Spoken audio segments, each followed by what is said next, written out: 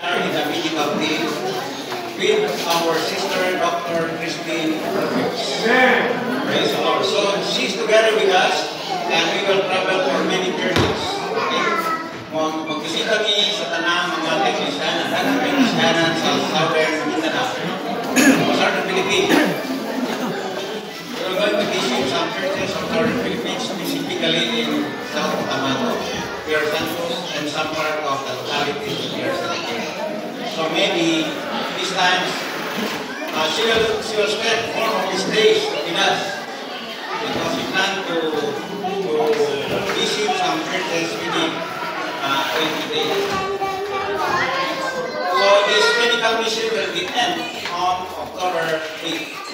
She will be going back to New York after the war and she balik siya sa New York mission uman sa Agosto. Maybe we can ask her to fellowship more and to share more about this plan. Amen. Amen.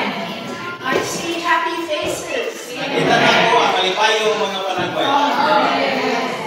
Do you know that you are the same as I am in Christ?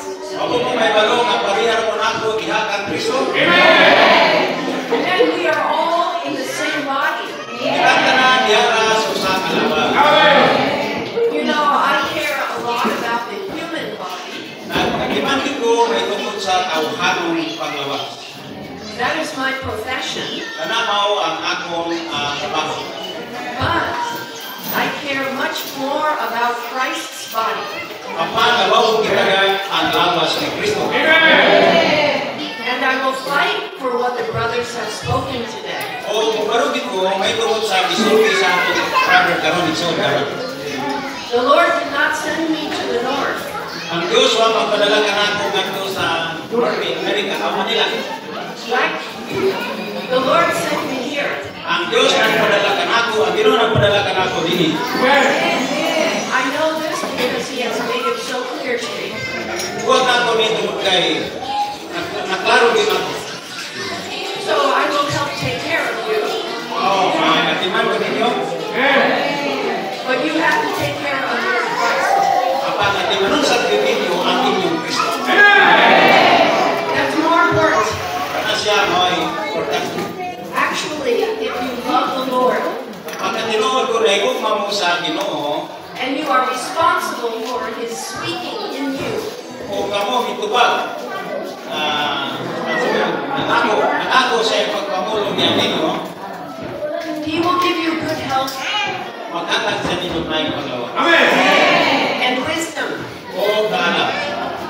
And the wisdom today is in the church life. Ang kalam karon dihagit sa iglesia You will not hear this kind of clear speaking anywhere else. awal You will not hear this kind of Kini nga pagpamulong, dili ninyo madugog isang isa. What the Lord is doing today is in His recovery. Ang pagbuhat karon sa Ginoo dihagit sa iyang pamatigayon pahiuli. And He is moving very strongly in the southern Philippines. O siya nagbuhat sa kusganon gayon diri sa Southern Philippines.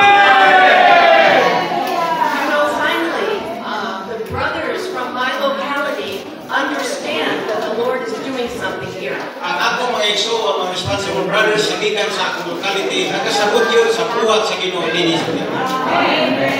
At first, they did not understand Sa una, digit sila makasabot.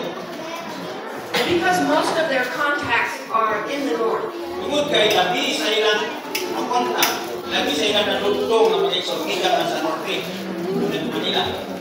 But something happened recently, Ang dunay nagabuk ang bagla, and their eyes were open. o ang ilang mata nabuksan. And they realized the Lord is moving here. Kaya mao sila, o ilang binabati ng Ginoo, nagbuhat kayo dinhi. And they are very interested in the young people. O dunay gid sila nagkunghapit kay tungod sa mga tanong. The young people are the future of the Lord's recovery. Tanong mo ikaw maon sa pamatigayon o pamatigayon sa Ginoo.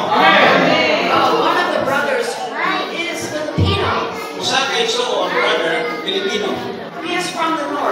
was born in the north. Ikan siya sa norte. But he loves the young people here. Papa, naiguma siya sa mga bata ng dinhi. And so, we have planned on having a Zoom meeting together.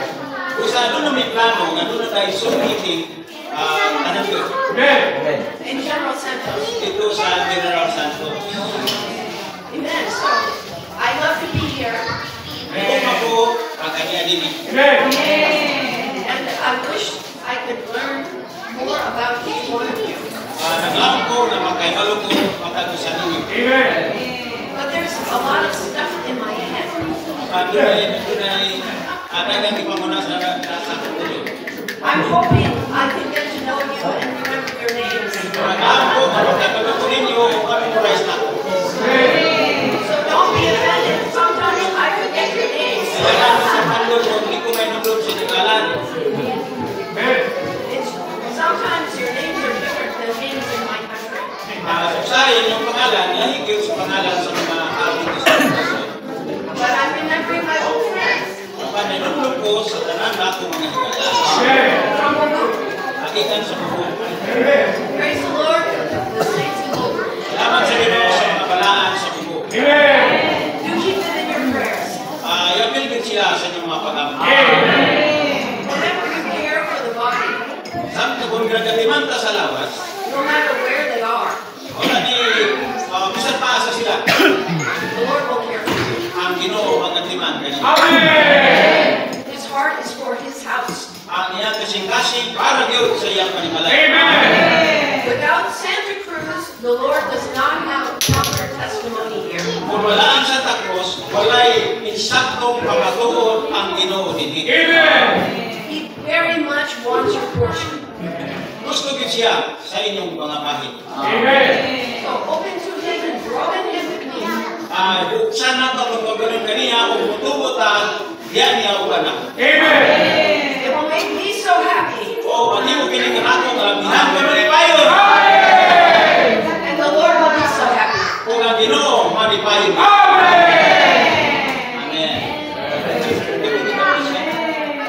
About the medical mission, May tungkol sa medical mission. I very much want to take care of those who have medical problems. Gusto ko matimandig na itong mga iso na doon naging problema medikal.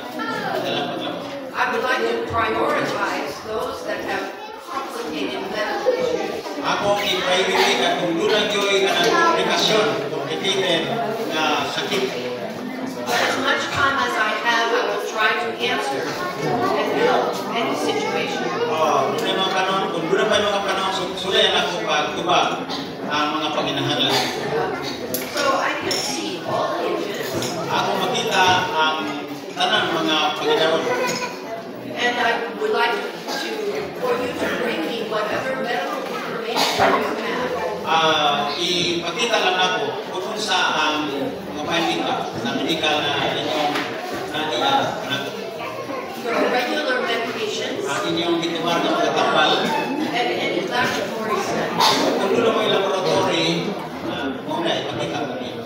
And I hope that we have a good translation team Nagilaw ko nga doon ay maayo maka-translate na ito. so that I can understand what is really happening. Para makaibalo kung saan tingoon niya.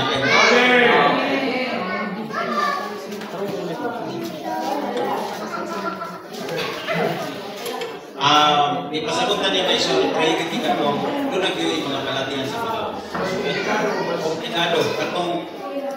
Katong ko lang sa dalang ginawa, mas dating mayo.